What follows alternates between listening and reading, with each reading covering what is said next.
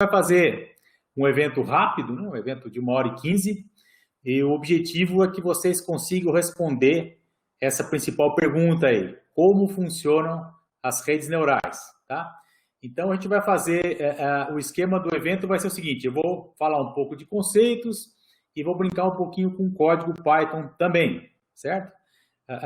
Vocês podem mandar perguntas, dúvidas, não vai ser respondido na hora, porque o Bruno vai passar para mim por WhatsApp, tem um esquema complexo aí, vai estar nos Estados Unidos, volta e tal, e aí para a gente responder as questões, tá? Às vezes eu distraio, também não vejo a questão aparecendo aqui no chat, tá certo? Então vamos lá, vamos começar a falar de como funcionam as redes neurais.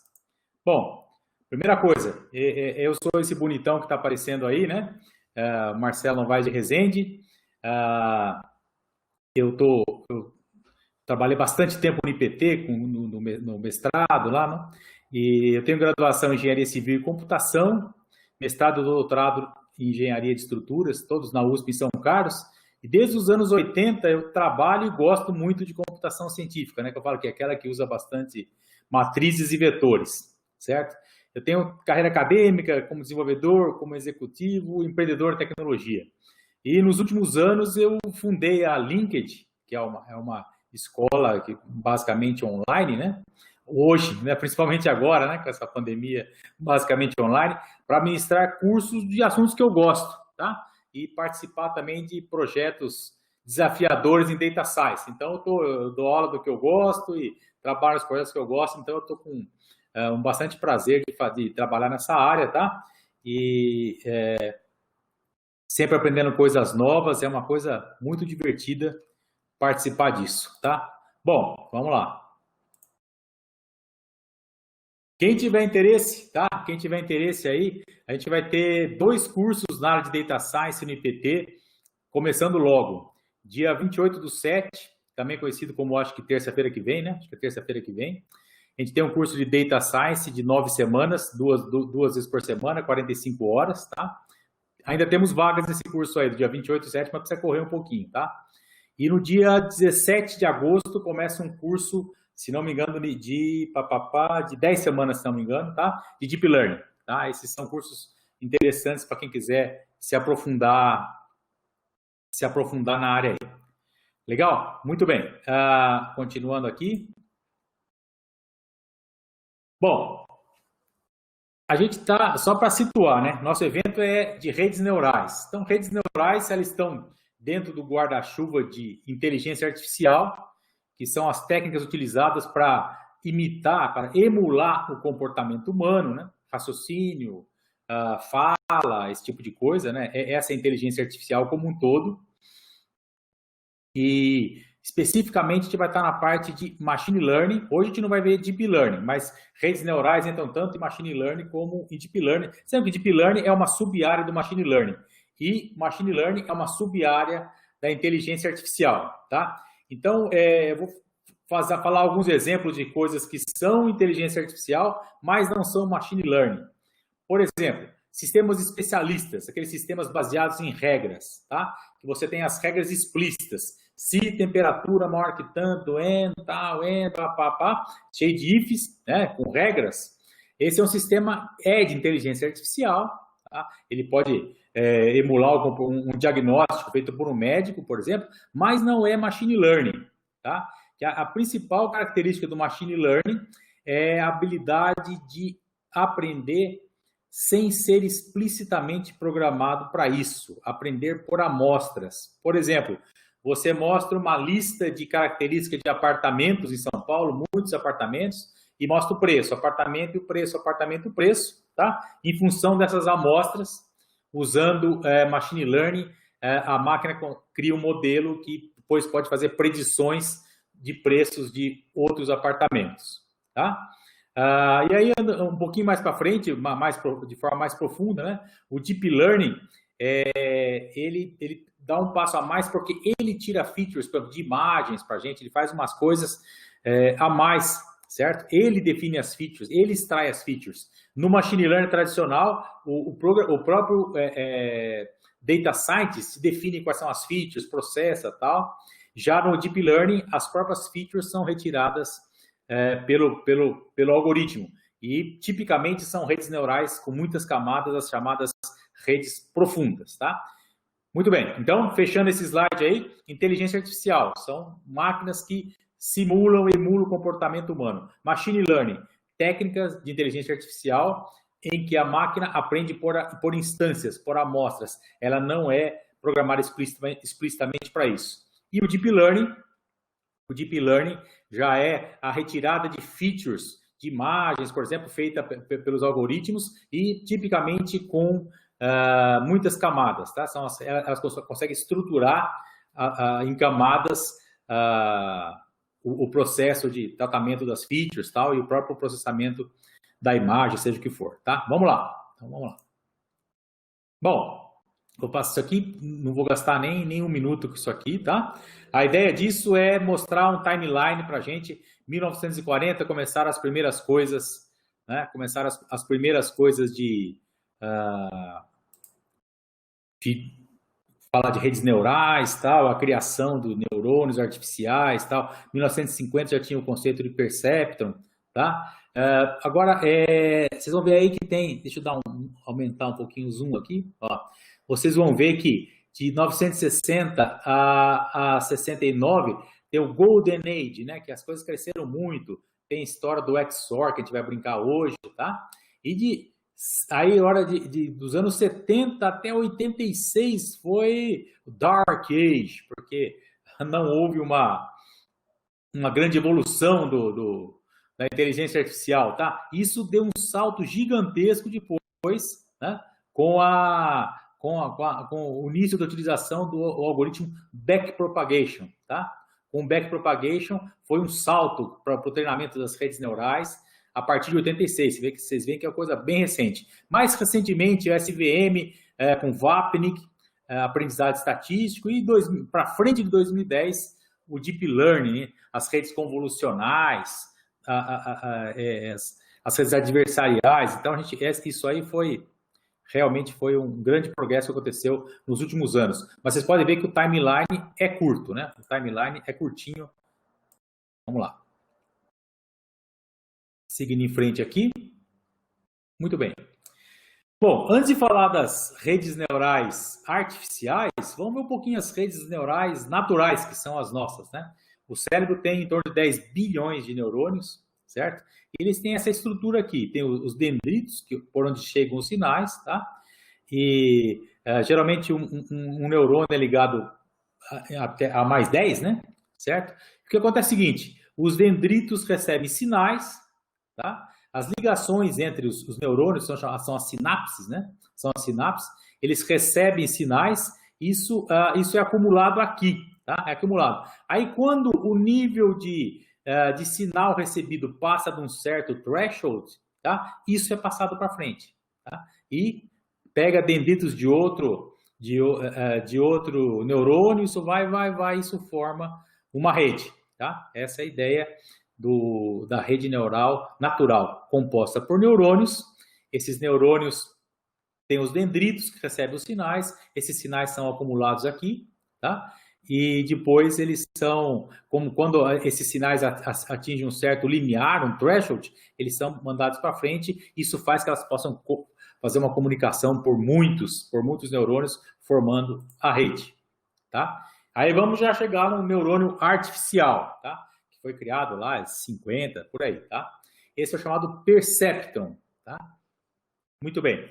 Então, como é que funciona o neurônio artificial? Eu tenho os inputs que são feitos aqui, o neurônio artificial recebe inputs, e esses inputs são multiplicados por pesos, tá? O neurônio tem os seus pesos que são associados a ele. Então, existe uma função somadora que ela faz o seguinte, ela faz a soma do produto de cada input por um peso, tá? Por exemplo, esse input vai multiplicar pelo peso W3, esse input vai multiplicar pelo peso W4 e assim por diante. Então, a função somadora faz isso. E, no fim, há uma função ativadora. Essa função ativadora é aplicada sobre o resultado da função somadora, tá? O primeiro peso aqui, o W1, ele não, ele é solto, né? Como se fosse um termo independente, assim, um intercept, né? Então ele não é, aqui é como se fosse um input 1 aqui, sempre um input 1, e aqui para frente, a partir do segundo input são inputs de verdade, tá? Muito bem. Então, olha, veja que tem uma analogia bastante grande, né? Que como é que é feito isso, que joga para frente, tem recebe e tal. Essa é a ideia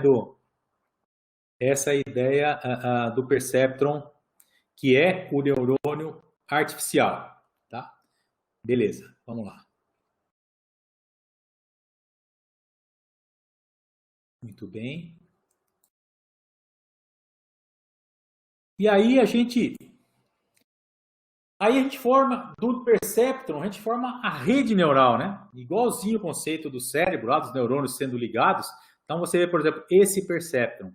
Ele recebe todos esses inputs aqui, que vem da camada anterior, né? Recebe todos os inputs, multiplica pelos seus pesos, aplica a função somadora, certo? A soma dos produtos, e aí aplica a função ativadora, e isso dá um input. Esse input é transferido para todos os perceptrons da próxima camada, tá? Então a gente conseguiu formar uma rede, certo? Essa é a ideia da rede neural artificial. Então ela é composta por perceptrons, que tem os seus inputs, os perceptrons têm os seus pesos, tá? Tem a sua função somadora, e eles multiplicam os pesos pelos inputs, aplicam a função somadora, aplicam a função ativadora e geram um output que é passado para frente. Com isso, ele forma uma rede de perceptrons, uma rede neural, tá? Muito bem. Essa aqui é uma rede clássica, né? É uma rede feed-forward, fully connected. Porque, bom, primeiro, por que ela é feed-forward? Que ela recebe os inputs aqui, tá? E ela vai, os inputs são processados, jogados para frente, para essa camada, sempre para frente, não há uma recorrência, nada volta, sempre para frente, camada por camada para frente, até chegar no fim. Isso ela é feed forward. Mas por que ela é fully connected, né?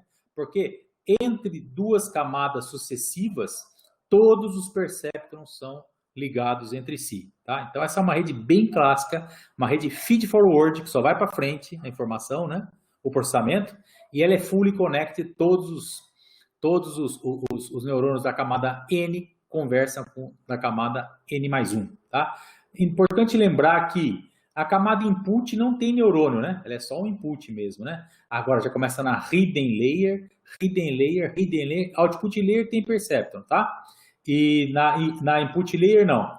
Porque, quem são as hidden layers? São as que não são nem input nem output, tá? São as chamadas camadas escondidas, tá? Muito bem. No Deep Learning é muito comum você ter muitas hidden layers, né? Vamos lá. Bom, vamos voltar um pouquinho para cá só.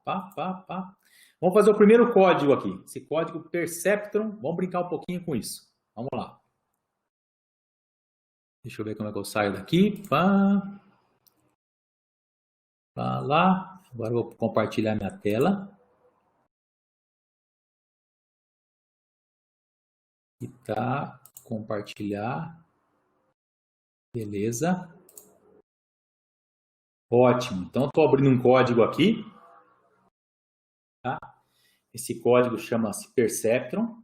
Tá? Eu vou implementar um Perceptron, que é a coisa mais simples do mundo. Então, aqui eu importei só o NumPy, que é de processamento numérico em Python. Importei a biblioteca Math, de matemática também. Tá certo? Então, eu vou implementar o Perceptron aqui. O que vai ser o Perceptron? Vocês lembram o que o Perceptron faz? Ele faz o produto, certo? Ele faz o produto de cada peso pelo input, soma isso e aplica uma função somadora, tá?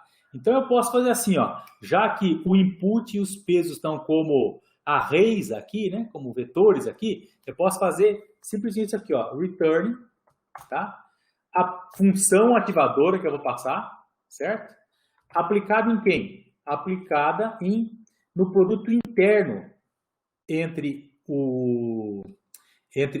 no produto interno entre o input, que eu já vou mandar um aqui, ó, para pegar o primeiro peso, certo? Quer dizer, os inputs, na verdade, são esses 2, 3 e 4 aqui. O primeiro é para multiplicar pelo bias, pelo termo independente, que eu joguei como input também, um input falso, mais ou menos assim, tá? Então, o que vai acontecer nesse percepto? Ele vai multiplicar 1 por 0,1, 2 por 0,1, 3 por 0,1, né? 4 por 0,1, somar tudo isso, tá? E vai aplicar a função ativadora, tá? Então, vamos lá. Então, eu vou fazer return f. Se alguém não gosta do produto interno, eu poderia fazer assim, ó, simplesmente imp vezes w. Se eu fizer isso, porque são imp e w são arrays. Quando eu ponho o produto dos dois, ele está fazendo o produto elementuais, né? O produto elemento a elemento. Se eu fizer a somatória desses produtos aqui, também pode ser. Mas eu quero fazer uma coisa mais bacana. Quero usar o np-inner, que já tem de graça a soma dos produtos, certo? np-inner entre quem? Entre o imp e o w. Imp input e o w. Então, esse vai ser o meu perceptron. Então, aqui eu criei o input, que eu vou passar para a função perceptron, os pesos, coloquei todos os 0,1 para a gente ver se está certa a conta. E aí eu chamo a função perceptron. Eu passo o input, que está aqui, o wx, e como função ativadora, eu coloquei uma função lambda, ou seja, uma função anônima que não faz nada, tá? Por enquanto, vamos usar essa aí. X vira x mesmo, tá? É uma função anônima. Então, vamos rodar esse cara aqui, tá? Então, deu 1, né? Por que deu 1, hein? Porque 4 mais 3 mais 4 mais 3, 7 mais 3, 10, vezes 0,1 dá 1 mesmo, tá certo? Vamos brincar um pouquinho, vamos usar, já que nós estamos mexendo aqui, vamos criar a função sigmoid, uma função ativadora diferente. Ó, def sigmoid. A função sigmoid, ela é muito utilizada, né? E ela faz o seguinte, ela retorna return 1 dividido por 1 mais exp elevado a menos z, tá? Essa é a função sigmoid, tá? Então, é isso que ela faz. Vamos ver o gráfico dessa função sigmoid aqui. Vamos lá. Vamos importar o matplotlib. Import matplotlib.pyplot splp. Vamos lá, vamos importar o matplotlib. E aqui vamos fazer o seguinte. Vamos fazer uma list comprehension aqui, certo? Vai ser assim, sei lá, lista de sigmoides, né? Então, a lista de sigmoides vai ser sigmoid de i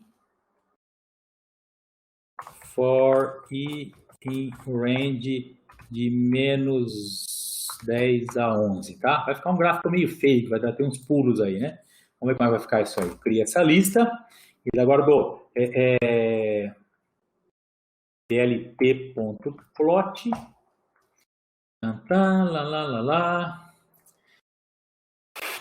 vai ser o quê? plt.plot. Vamos colocar a própria lista, ver como fica isso? Com bolas azuis. Né? Pá, não vai ficar muito bonito, não. Bolas azuis, plt.show. Qual vai ser essa função sigmoid, né?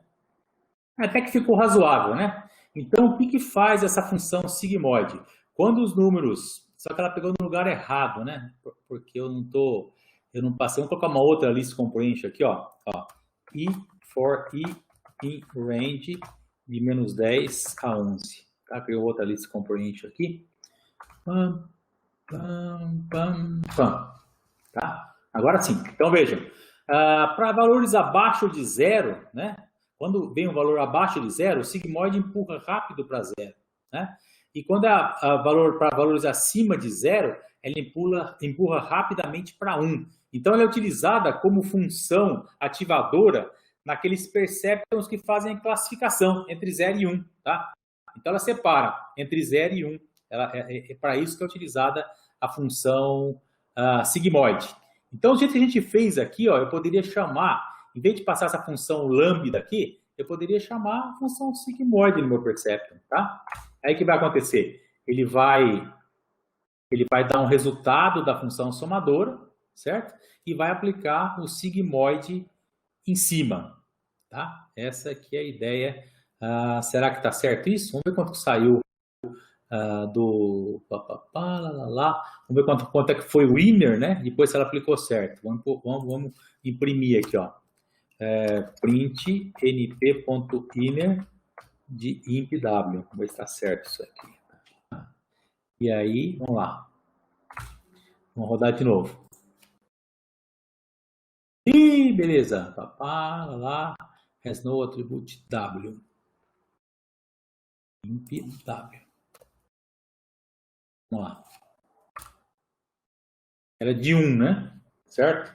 Então, o sigmoide de 1, ele deu 0,73. Será que é isso mesmo? Vamos lá. Fazer sigmoide 1 sobre 1 mais e elevado a menos e. Vamos ver lá. Sigmoide de 1. Perfeito. Então, está funcionando. Beleza. Então, a gente fez um perceptron aqui, tá? Esse perceptron, o que ele faz? Ele faz o produto interno, ou seja, a soma dos produtos dos pesos pelos inputs e depois aplica uma função ativadora, certo? Eu usei a função, primeiro eu coloquei uma função lambda aqui, a gente chama de a função identidade, depois coloquei a função sigmoide, que ela é a função clássica da regressão logística, muito utilizada em redes neurais também. Então, fizemos o primeiro código aqui, vamos voltar lá para os nossos slides, tá? Muito bem.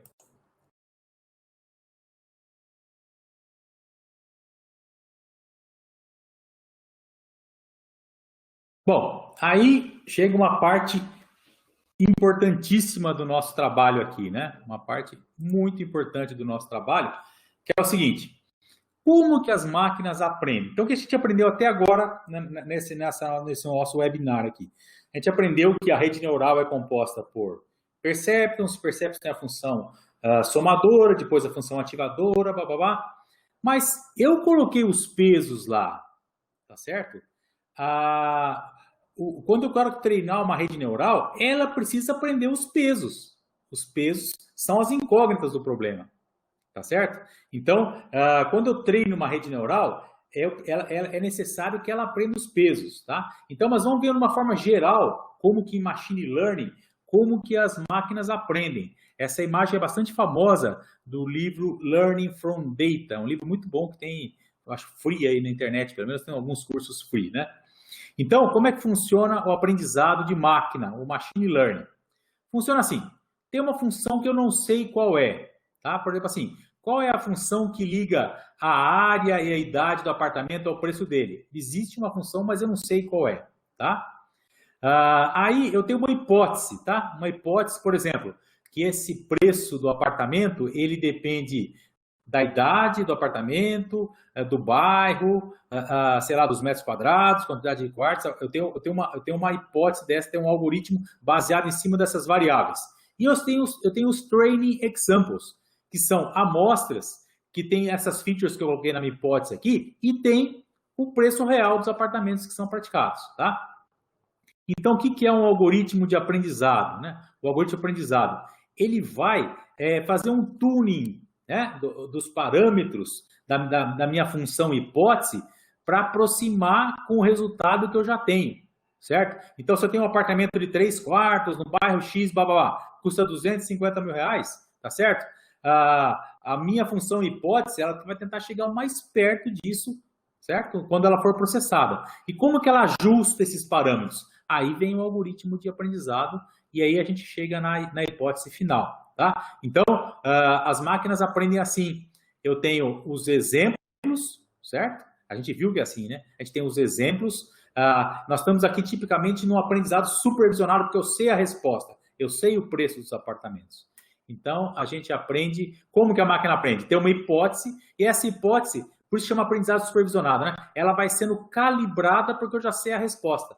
Então, quando ela estiver mais perto possível desses training examples aqui, eu digo que ela aprendeu e eu criei uma função que é o mais próximo possível dessa função que eu desconheço, tá? Muito bem. Então, vou dar um exemplo para vocês. Então, por exemplo, se eu tenho essa questão do preço do apartamento aí, eu quero saber se o meu modelo está bom ou não está. Então, a gente tem uma tal de função custo, a função loss, né? Uma loss function, que ela diz o quanto que o meu modelo está perto dos meus dados, do meu dataset lá. Como que eu faço isso? Eu uso o famoso erro médio quadrático, mean squared error. Como que eu faço? Para cada amostra, eu vejo a diferença entre o valor real do apartamento e o valor que foi gerado pelo meu modelo. Essa diferença eu ponho ao quadrado, certo? Faço a somatória e depois eu divido pelo número de amostras para a gente saber como que está o erro. Então, sempre eu vou querer, no problema, esse seria um problema de regressão, né? Que nos problemas de regressão, eu quero chegar no número, o preço do apartamento, 280, 290, tá? Nos problemas de classificação, eu quero chegar numa classe, né? Eu quero saber se é Doberman ou Dálmata. Então, tipicamente, nos problemas de regressão, o erro médio quadrático é uma função loss muito conhecida. Então, a gente quer, muito utilizada. Então, o que a gente faz? A gente tenta, o nosso algoritmo de aprendizado, ele tenta minimizar esse erro entre o real e o gerado pelo meu modelo, tá? Então, vamos brincar com isso agora, com esse novo, o segundo código aqui, esse MSE. Vamos lá.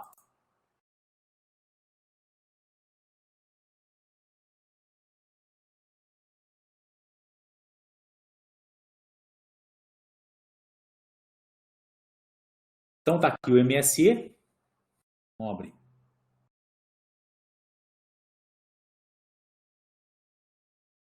Certo? Então, aqui, ó, aqui já está aquela implementação do Perceptron, tá? E aqui que bacana, ó. Aqui eu tenho um dataset, que eu acabei de inventar aqui, né? Só tem... Eu falo que quem já foi meu aluno sabe que eu uso bastante esse termo. É um exemplo não exemplar, né? Só tenho 4 amostras. Então, eu tenho aqui, ó, o apartamento tem 100 metros quadrados, 2 quartos e tem 10 anos. Então, seria metragem, número de quartos e a idade do apartamento. E eu sei já o preço deles. O primeiro custa 280, o segundo custa 190, o terceiro custa 79 e o último, tudo R$1.000, né? O último custa 310. Então eu vou rodar isso aqui, né? Vou rodar isso aqui, transforma esses caras em arrays para usar. Tem uma biblioteca muito poderosa do Python, que é a NumPy, né? Precisa estar no formato para processar arrays em alta velocidade. E aí que eu fiz? Olha o que eu fiz. Eu chutei pesos aleatórios, porque esse Perceptron meu que vai dar o preço do apartamento, ele não foi treinado. Então, vou iniciar com pesos aleatórios, tá certo? E vou ver o erro que vai dar. Chutei esses pesos aqui, tá? Então, eu vou criar aqui uma lista de outputs e eu processo todas as amostras de apartamento, certo? Jogo como input na minha rede, que é a rede de um Perceptron só, né? Jogo a amostra do Perceptron, concateno um IA com 1 à esquerda para multiplicar pelo termo independente, certo? Então ia ficar 1, 100, 2, 10, né? Por primeiro. E aí eu vou jogando nessa lista de outputs a resposta do Perceptron para esse input, para esse W que eu estou começando aprendizado, certo? E uma função de ativação, identidade, que nos problemas de regressão é muito comum o output, a função ativação do Perceptron ser a função identidade. Né? Não vai classificar entre 0 e 1. Vai dar um resultado numérico, do 100, 200. Tá? Então vamos rodar esse cara aqui. Ó. O que aconteceu? O que é esse output? Ó? Output. Tá? Output é o preço que o meu Perceptron, com esses pesos que ele não fez o aprendizado ainda, né? Com esses pesos aleatórios aqui, qual foi o que ele gerou de peso. Então, o primeiro era 280, ele gerou, não, tá longe, 88, 190 e tal, não tem nenhum que ele acertou bem. Então, eu vou calcular o erro médio quadrático disso aí. Então, vou fazer primeiro, vou transformar no array, ó, np.array de output, certo? O que vai ser o erro médio quadrático? Vamos transformar numa somatória para ficar didaticamente melhor, mas eu poderia fazer de uma forma mais simples usando o produto interno de novo. Então, MSE começa com 0, tá? Então, for i in range de len de output. Tá? Eu vou somando o quê? Eu vou somando o quê nesse MSE? A diferença ao quadrado entre o que era para dar e o que deu, certo? Então fica assim, vai ficar MSE mais igual, quer dizer, MSE igual a MSE mais a diferença ao quadrado. Então, vai ser o que deu ao tipo, o real, né? O real é preço de I, tá? E o que o meu modelo gerou com esses pesos aleatórios loucos aí é o output de I. Output de I, tá? Isso ao quadrado, certo? Muito bem. E no fim, como é uma média, né? Mean Squared Error, eu faço MSE igual a MSE dividido por len de output. Quantas amostras são? Output, tá? E aí eu ponho, mostro quanto que é o resultado que isso deu, tá? Vamos lá. MSE. Deu, nossa, 21.202, né? Se tirar a raiz disso aí, deixa eu ver se eu tenho raiz na minha calculadora. Ah, tem aqui, né? Math. Ó, deixa eu importar math.sqrt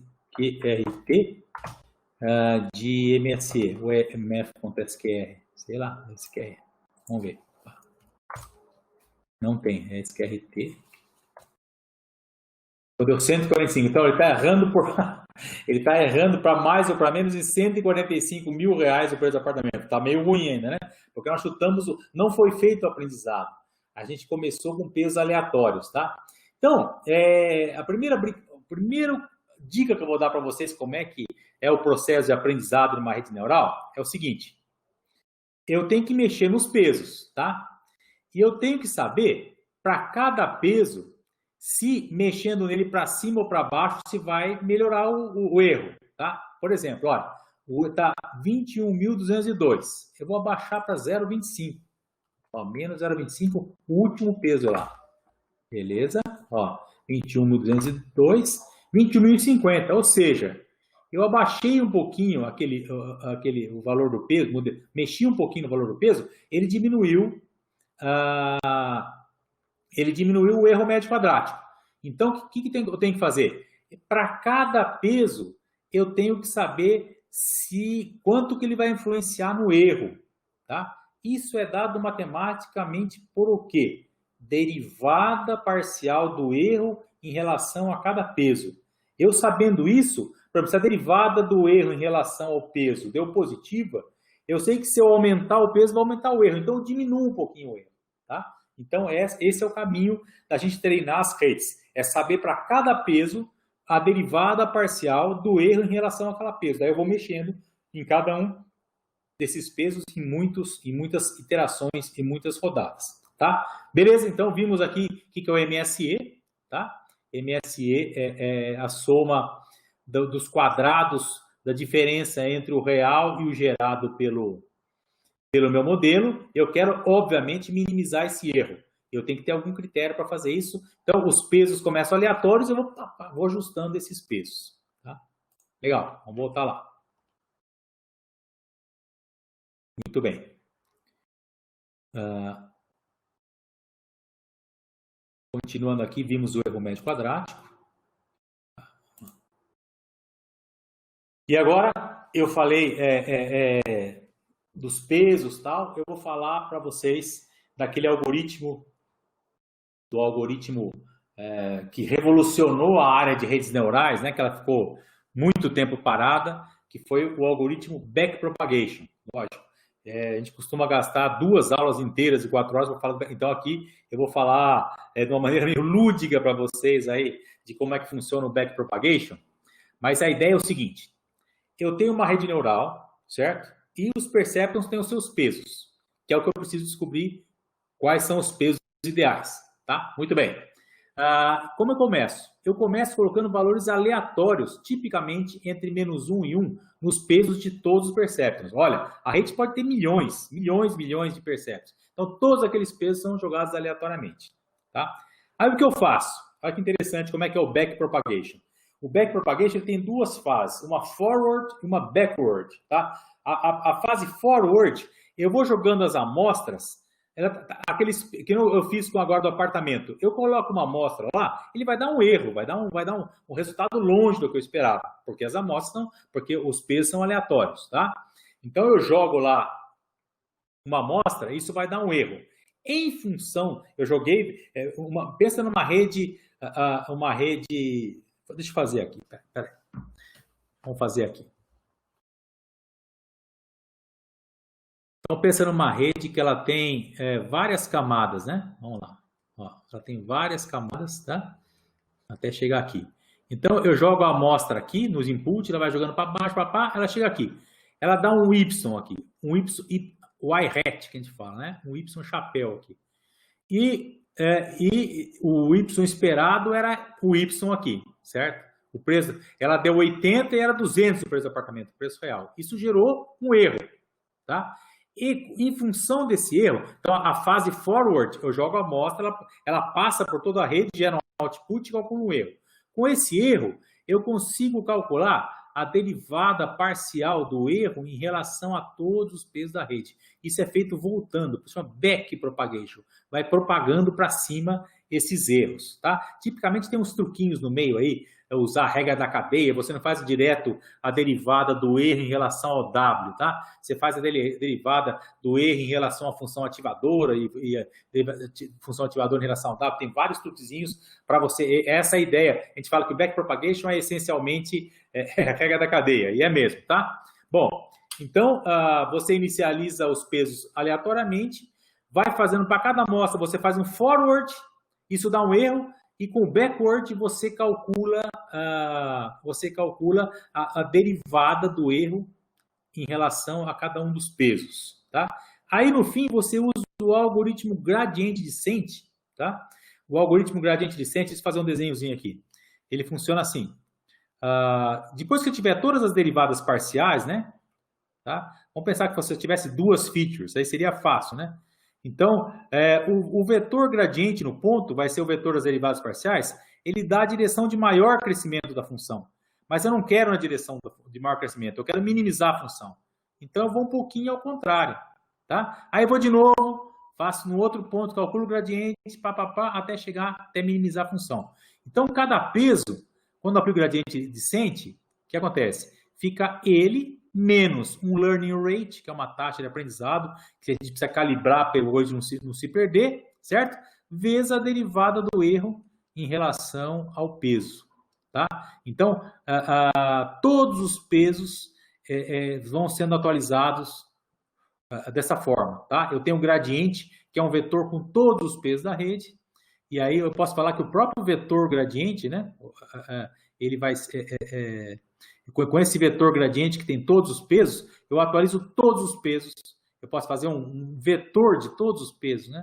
Um vetor, eu atualizo todos esses caras numa tacada só, tá? Então, essa é a ideia do backpropagation. Inicializar os pesos com valores aleatórios, carregar as amostras, essas amostras dão erros, certo? Quando processadas.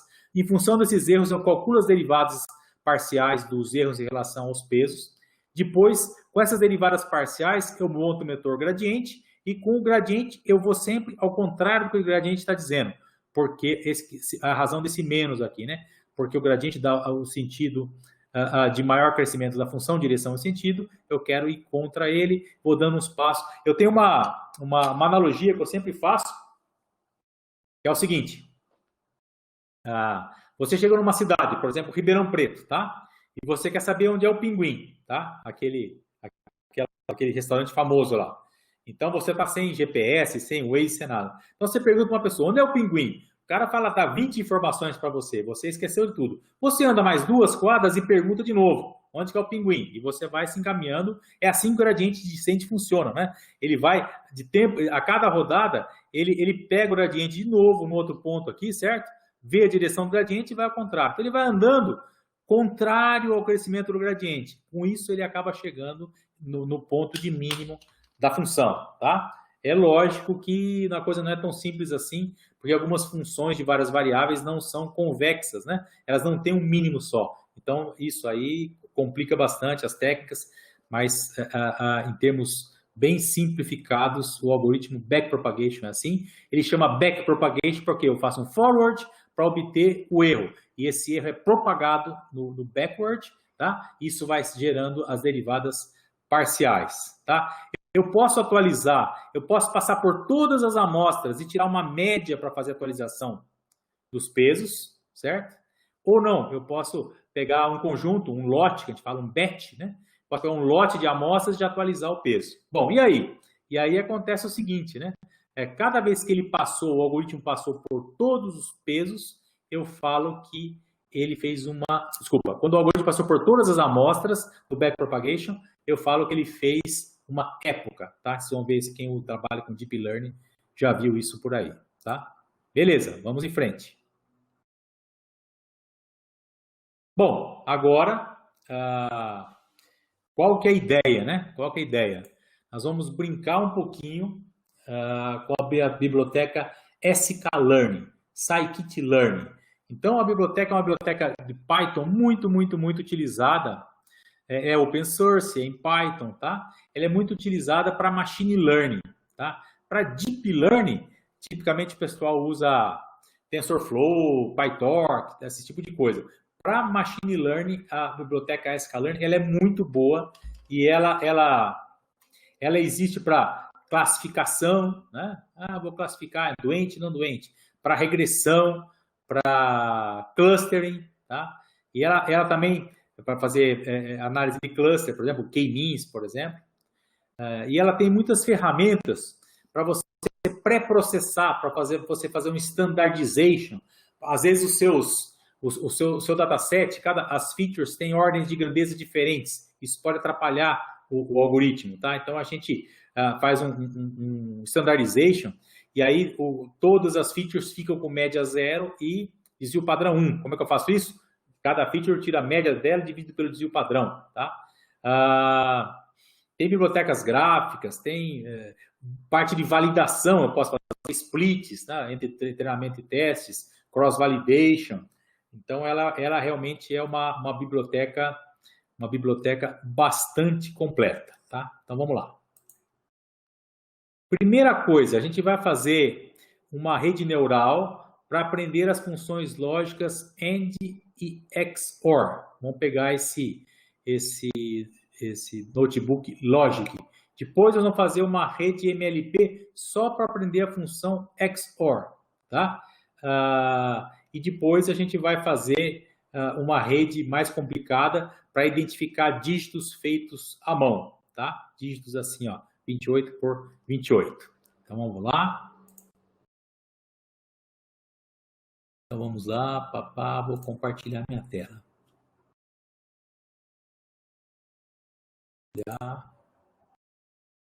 Beleza. Então, primeiro que eu vou pegar esse Logic aqui, ó. Então, vamos analisar com cuidado isso aqui. Então, olha, eu quero que a minha rede, olha que a rede neural que eu vou fazer, ela tem um neurônio só, tá? Tem um perceptron só. E eu, para implementar uma rede neural com um neurônio só, com a função de ativação sigmoide, é equivalente a fazer uma regressão logística, tá? Então, ó, aprendam isso. Um perceptron com função ativadora função ativadora sigmoide é equivalente a fazer uma regressão logística.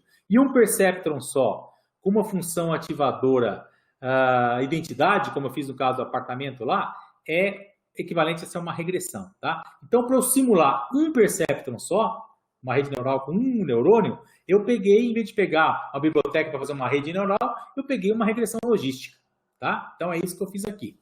Muito bem. Então, a gente vai fazer funções lógicas, certo? Então, aqui está meu dataset, né? Então, o X nas entradas tem... Lembra como é que é a tabela verdade, né? O 0 vai ser o falso e 1 vai ser o verdadeiro, true, false. Então, 0, 0, 1, 0, 0, 1, 1, 1. Só tem esses 4 casos, tá? E se eu tiver na função AND, primeiro lembra que eu quero fazer a AND e a XOR, tá? Na função AND, o target, ou seja, aprendizado supervisionado, né? A resposta só vai ser 1 quando ambos forem 1, tá? É isso que eu vou fazer. Então, eu crio aqui um modelo de regressão logística. Esse random state aqui é porque ele faz algumas inicializações aleatórias, e eu colocando isso aí, ele vai rodar sempre da mesma forma. Então, olha como funciona o sklearn. Eu crio o modelo, depois eu treino o modelo. Aqui ele vai fazer o nosso gradiente descent e tal. Eu treino o modelo passando o meu dataset e o target, tá? E aí eu mando ele fazer depois que ele treinou o modelo, ele vai fazer uma predição em cima de toda a amostra que eu tenho aqui. Eu espero, aqui está errado, por exemplo, eu espero que todos saiam com 1 aqui. A gente vai fazer isso até funcionar, tá? Então vamos lá. Não funcionou. Por que não funcionou? Onde que ele errou? Os 3 primeiros ele acertou. O último ele errou. Então, uma coisa que eu queria que bacana que é, sabe quando você manda uma criança, isso eu acho lindo em machine learning, você manda a criança, ó, faz esse exercício de novo. Eu posso colocar mais uma amostra repetida aqui, ó. Mais uma amostra, que aqui vai ter um outro 1. O que acontece nesse caso? Eu coloquei mais uma amostra que deve dar 1, certo? O que vai acontecer se ele errar de novo? O erro médio dele vai ser maior, concorda? Porque ele vai errar 2 vezes. Então, quanto mais vezes eu colocar aquela amostra, ele vai ter que se virar para uma hora acertar, tá? Senão ele vai, na hora de minimizar o erro, ele acaba corrigindo isso para mim. Vamos ver se isso vai dar certo. Pronto, já deu certo. Então, agora eu já tenho a função end implementada, tá? Eu posso fazer, por exemplo, assim, ó. Mande, né? End.predict, ó.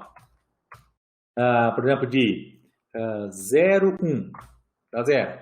Vamos lá. 1, 1. Deu 1, tá? Então, tá funcionando, beleza? E agora é o seguinte, ó. Eu falei que ele gerou... Eu fiz um perceptron aí. O perceptron não tem os pesos? Cadê os pesos dele? Eu vou fazer aqui, ó. Quer ver que legal, ó? Vou mostrar quais são os pesos, ó. Mend. Vamos lá. OF. E depois mend.intercept. Esse é o termo isolado, tá? Então, esses caras aqui são os pesos que ele chegou. O primeiro peso, esse aqui, que é o isolado, e mais esses daqui, tá? Então, ele fez. Quer ver o que eu posso fazer agora? Quer ver que é legal que eu posso fazer?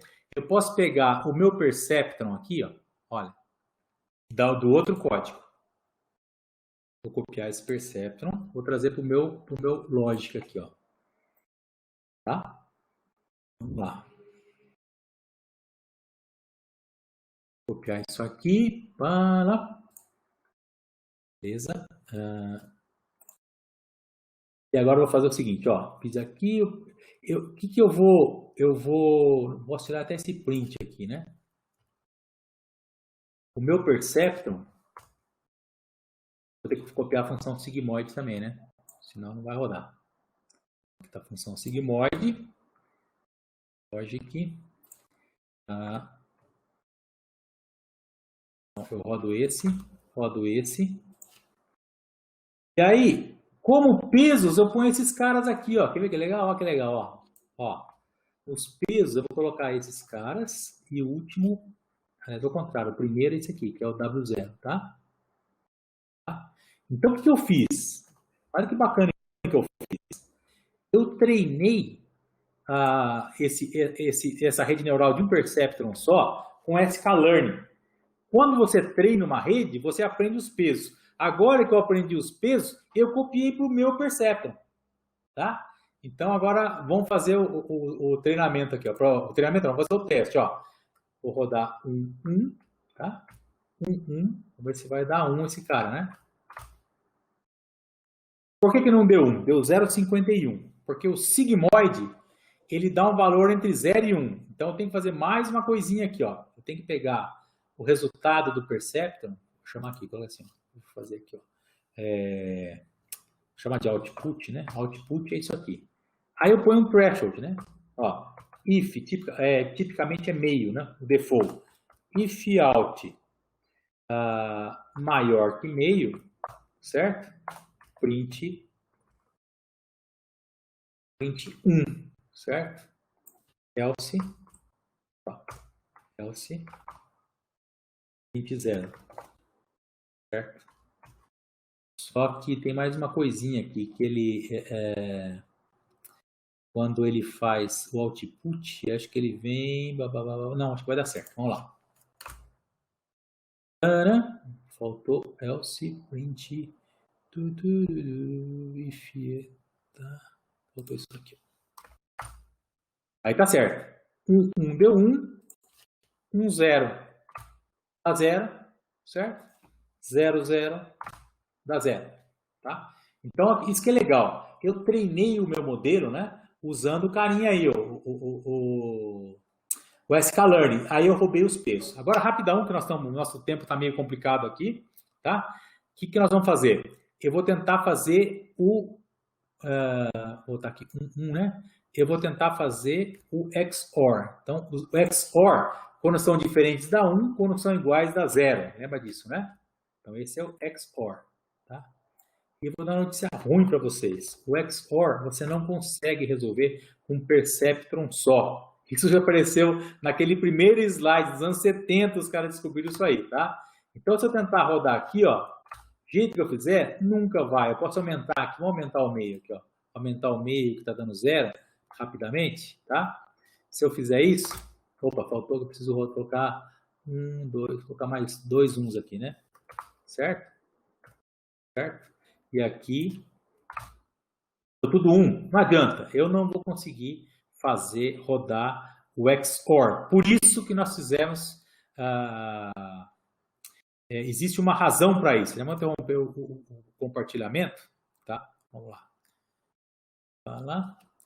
Então, deixa eu mostrar para vocês aqui. Eu vou de novo. Deixa eu voltar aqui, ó. Por que o XOR ele não funciona com perceptron só? Olha, vou mostrar para vocês, ó. Como é que é a função AND, ó? Aqui é o 0, 1, 0, 1 e aqui é o 1, 1, né? Como que é a função AND? A função AND, tá? A função AND, o que acontece? Ela é 1 para cá e ela é 0 para esses 3 casos aqui, certo? Eu consigo separar por uma reta. Então, a função AND, ela é separável linearmente. E o que a regressão logística faz é uma separação linear.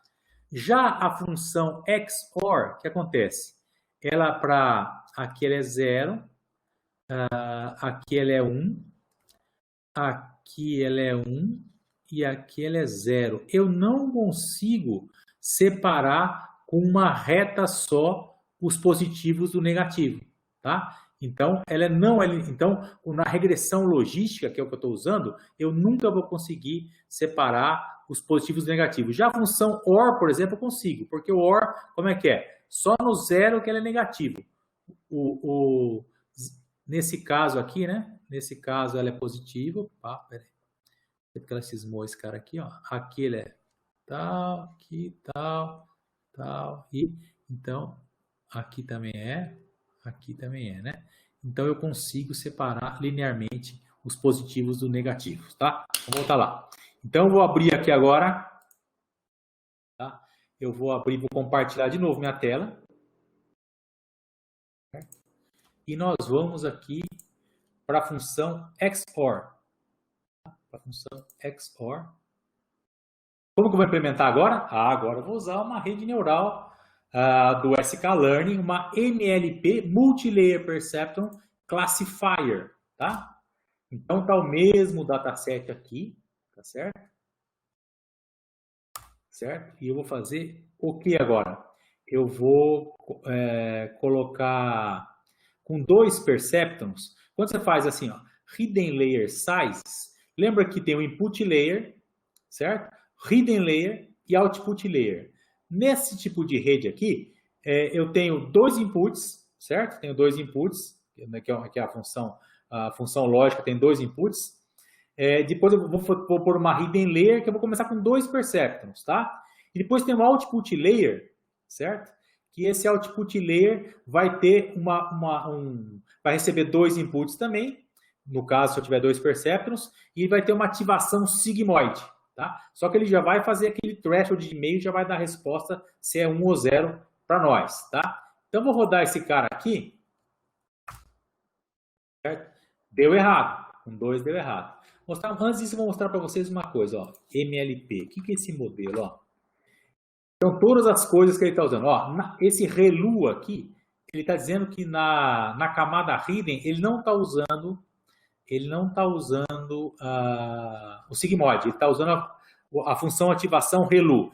A função ativação ReLU ela funciona assim. Se é negativo é 0, se é positivo é ele mesmo. Tá? Forma um ângulo de 45 graus. Aqui está um monte, o learning rate, um monte de coisa que ele está usando.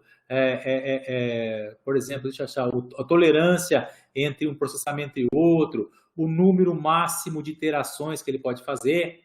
Tá? Então, a primeira coisa que eu vou fazer é aumentar o número máximo de iterações, porque ele falou que não atingiu com 200, tá vendo? Certo? Vamos rodar aqui, ó. Então, rodou aqui, ele não atingiu com 200. Então, vou mudar para maxiter para 2000. Beleza, ele atingiu, mas ele não resolveu para mim aqui, tá? Quem que ele errou? Ele errou das pontas, né? Vamos colocar, antes de passar para 3 Perceptron, só para a gente ver, ó. 3 Perceptron ele vai matar mais rápido, certo? Aqui, ó. E aqui fica 0 no começo. Coloquei mais amostras onde ele errou, tá?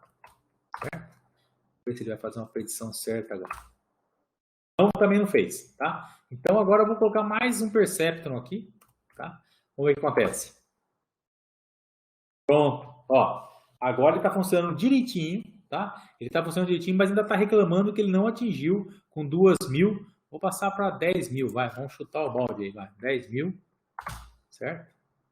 Bem, agora ele fez certinho. Então, eu tenho aí já... então, essa rede que a gente fez, ela tem 2 inputs, aí ele tem uma hidden layer com 3 perceptrons, tá? Com ativação ReLU, e na output layer tem o 4º perceptron, que ele recebe 3 inputs, esses caras aqui, e tem uma ativação sigmoide, tá? Veja no fim que ele faz o threshold aqui, tá? Vou mostrar para vocês uma coisa interessante. Se eu colocar predict proba, tá? Ele vai mostrar assim, ó, o primeiro elemento ele é 91% positivo, ele pôs o threshold de meio aí e classificou, tá certo? Então, parece que nenhum ele ficou na dúvida, né? Ficou bem forte, né? Ficou bem forte, ele tá aí, aqui tá 93 no negativo, que são esses últimos dois, 91 nesses 2 primeiros, e 87 no positivo nos do meio, certo? Então, ele tá funcionando muito bem. Então, fizemos aqui, aqui a gente faz o fit, aqui a gente faz o predict proba para mostrar a probabilidade de uma classe 0 ou classe 1, e eu tive que mudar o número de iterações, porque para aquela tolerância, né? Para aquela tolerância que tá, ele não estava convergindo, certo? Essa tolerância de 0,001, tá? Tem um monte de coisa que se usa no gradiente descente aqui.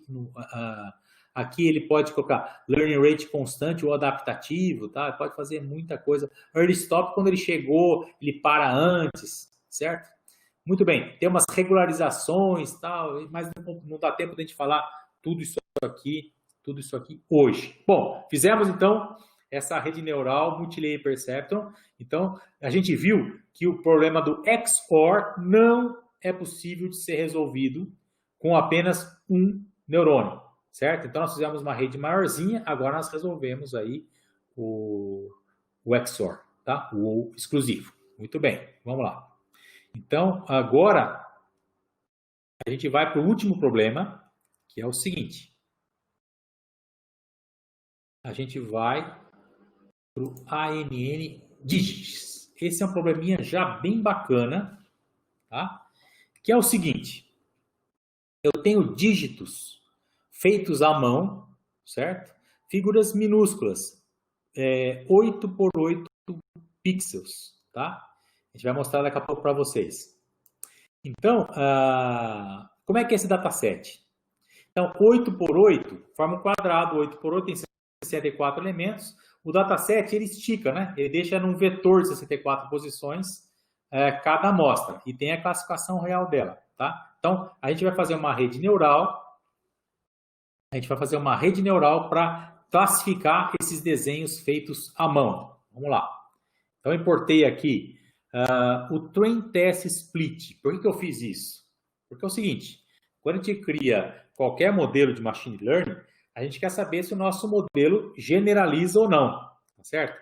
Ou seja, quando ele funciona bem no dataset de treinamento, não quer dizer, por exemplo, se você fez um algoritmo que calcula a idade das pessoas. Você só fez na sua empresa lá, o pessoal da sua empresa treinou com eles e está acertando a idade deles mesmo. Isso não é tão impressionante assim. O que é impressionante é você pegar esse algoritmo, você for para uma outra empresa e lá funcionar. Ou seja, você precisa saber se o seu algoritmo está generalizando ou não, certo? Como que a gente faz isso? A gente faz um split, né? A gente pega o dataset e separa uma parte para testar, que não foi treinada. Então, a gente treina numa parte e testa na outra. Então, se ele der bons resultados naquela parte que ele não foi usado no treinamento, é um indicador que o seu algoritmo está funcionando bem. Tá? Então, vou importar esse dataset de novo, uma MLP Classifier. Vou fazer alguns gráficos, vou precisar de random aqui, algumas coisas. E aí, já importei o sklearn metrics para medir acurácia. Acurácia é uma métrica de classificação que ela diz quantos eu acertei do total. Por exemplo, de 100 eu acertei 80, acurácia 0,8. Tá? Beleza. Então, vou rodar isso aqui. Tá? Aí, o que eu vou fazer? Olha, eu vou ler esse cara aqui, vou jogar isso aqui por debaixo, quer ver?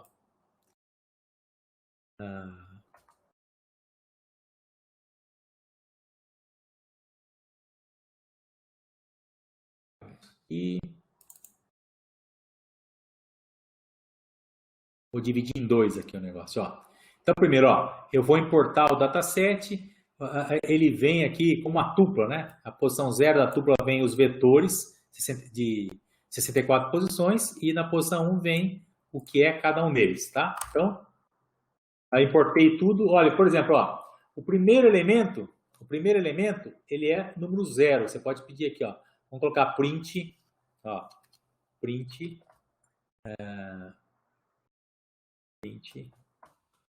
y de 0, tá? Então, o que é o y de 0? É o próprio 0. E essa é a figura que ele corresponde.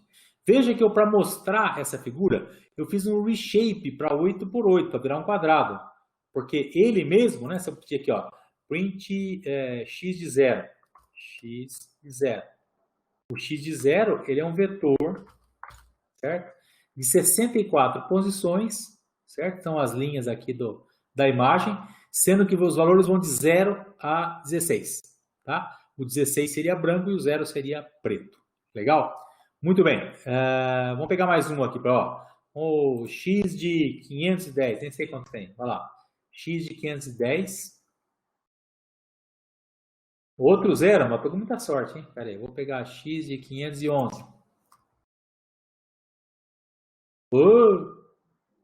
Não é isso, né? Aqui que eu fiz a bobagem.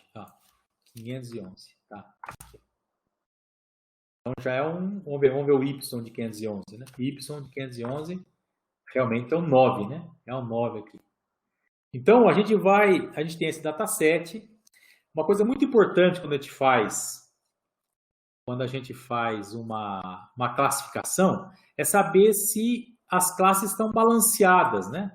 Aqui no caso, eu vou dar uma parada aqui, ó, no processamento. Vou parar daqui até aqui. O que eu fiz aqui, ó? Eu estou contando, né? Quantos tem por classe? São 10 classes, 0 a 9. Então, vou rodar esse cara aqui. Opa, fiz uma bobagem. Tá aqui, ó. Então, o que ele mostrou? Classe 0, 5, 7, 8, Então, olhando esse resultado aqui, a gente vê que há um balanceamento, tá? Tá tranquilo, isso é uma coisa importante. Vamos lá.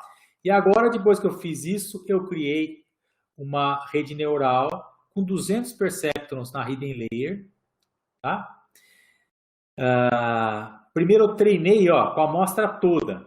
E ele vai dar para mim qual que é a acurácia na amostra toda, sem fazer aquela divisão entre treino e teste. Tá? Então, vai dar aqui 100%. Nossa, impressionante. Acertou todas, né? Ele testou na mesma que ele treinou. Aí depois eu faço o tal do split, que eu faço? Eu ponho o X aqui, o Y, falo, separe 30% para o teste. Então aí eu recebo esse X para treinamento, X para teste, Y para treinamento, Y para teste, tá? Aí eu treino com o dataset de treinamento, que está no 70%, e na hora de fazer a predição, eu faço a predição em cima do teste, da amostra de teste, os 30%. E vejo qual que é a acurácia que deu na amostra de teste. Ó, accuracy score entre o valor real do teste e o que foi obtido por mim. Tá? Então, eu quanto deu isso aí. Então, beleza.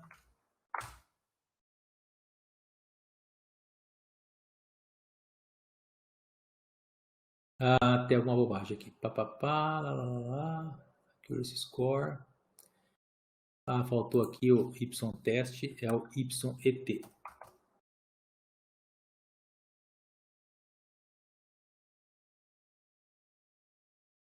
Então, olha que impressionante, né? Impressionante. Ele tá com a acurácia 100% no treino e 97% no teste, tá? Vamos fazer um outro split aqui, ó. Porque eu fixei o random state, né? Ele está sempre dividindo a mesma coisa. Eu vou tirar aqui, ó, deixar sem o random state, rodar de novo, ver se isso foi sorte ou se ele está com um comportamento bom mesmo. Aí 97 de novo. Cada vez que eu rodo isso, ele faz uma nova divisão entre o 70 e o 30, ele embaralha, entendeu? Essa é a ideia. Então ele está funcionando muito bem, né? Vamos pegar uma amostra qualquer aí. Vamos ver, copiar aqui, ó. Copiar esse cara aqui, ó. Pegar um número qualquer aqui, ó. Esse 511 que eu falei aqui, né? 511, que é um 9. Então vamos fazer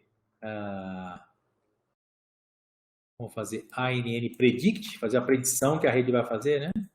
ANN.predict de quem? X de 509. X de... É isso, né? 509? Ou 511? Muito bem. 9. Certinho. Então tá o bicho, né? Isso aqui. Só um comentário importante para fazer sobre isso aqui é o seguinte. Nós, nesse caso aqui, pessoal, é uma figura muito pequenininha, tem 8x8, né, dá 64 features. Mas se pensar numa imagem, aí uma imagem 1000 por 1000 e tal, obviamente fica inviável. Então, o que a gente faz? A gente usa uma rede convolucional. A rede convolucional é Deep Learning, ela vai tirar as features por convolução, ela vai tirar muito menos features do que... Imagine imagem colorida. Uma imagem colorida 1000 por 1000 pixels, você multiplica 1000 por 1000, tá? Dá 1 milhão, né? 1 milhão. E aí você tem 3 cores, red, green, blue. Então você tem 3 milhões de features, tá? Então não rola. Então você tem que fazer tem que, antes de jogar para uma rede como essa aqui, uma rede feed forward fully connected, você faz as convoluções para tirar as features da imagem, tá? Então, a gente só usou uma rede neural tradicional porque a imagem era bem pequena. Se fosse uma imagem maior, eu já teria partido por uma rede convolucional, tá certo? Então, vamos lá. Voltando aqui.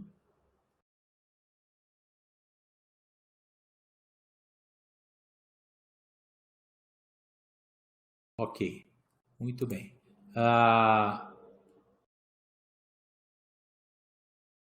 Então, pessoal,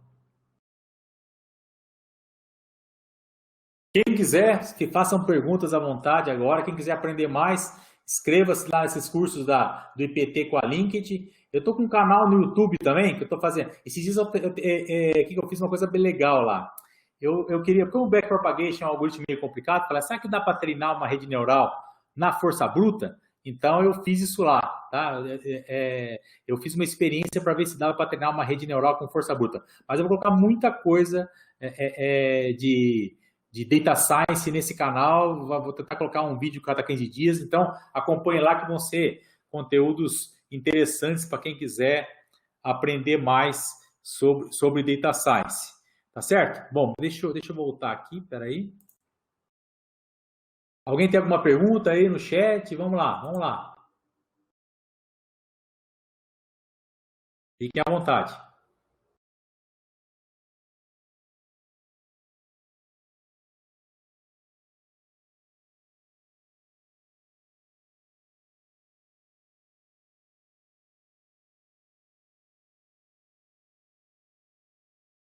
Pô, ninguém, ó, isso que é aula boa, cara. Isso que é aula boa, ninguém tem dúvida, hein? Seria possível compartilhar os pontos, posso, eu acho que eu vou fazer o seguinte, como nós temos os e-mails, eu posso mandar para todo mundo depois a apresentação e os Júpiters, né? E os notebooks. Certo, Dênia? Pode ser assim? A gente tem os e-mails, a gente manda para todo mundo, tá? Quem não gostar, processa a gente, fala, tá certo? Obrigado, Bruna, legal. Ah, a Alice está falando, tem um projeto, a previsão de propriedades mecânicas, como consigo fazer isso com Python? Você tem o dataset, né? Você tem que saber quais são essas features, Alisson, tá? Você saber quais são as features e montar o modelo. Eu vou deixar o meu e-mail aqui, fica à vontade, você manda essa dúvida para mim e eu respondo para você, tá? Douglas Alberto Piazza.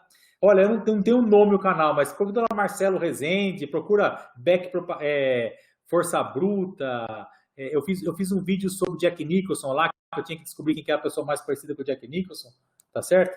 Marcelo Batalha tá por aí, ok? Então é isso, eu vou mandar os códigos para todo mundo por e-mail. Quem não gostar, simplesmente apaga, tá certo? Então, muito obrigado a todos, certo? Nós temos mais 3 minutos aí, particularmente aos meus amigos, estou vendo um monte, Anderson, muito legal, certo? Estou vendo aqui, muita gente eu conheço aqui, Ed, Tatá, Eugênio, Gabriel, Deboni, professor Deboni, muito legal, fiquei Marcelo Piazza, Marcelo Batalha, Mário Rivas, tá? Não consegui falar todo mundo, Ricardo Canazal, Rubens, tá, Sabrina, tá? Ok, Zé, Wilson Mantovani, legal, Ed Carnieto, tá certo? Pessoal, muito obrigado, façam propaganda do curso aí que começa dia 28 lá no IPT, tá certo? E quem for lá participar desse curso online, o curso dentro dos limites da modéstia tá bastante estabilizado, já é a 5ª edição desse curso, então vai ser muito legal, tá certo? E vocês são chapas, meus amigos meus aí, mandem e-mails com dúvidas à vontade, vou colocar o e-mail aqui, tá certo? Quem não me conhece, deixa eu colocar aqui o último slide, que é esse, ó, Rezende Marcelo Novaes gmail.com. Tá certo? rezendemn@gmail.com. Certo? Ok, pessoal? Obrigado aí. Até a próxima. Tchau, tchau.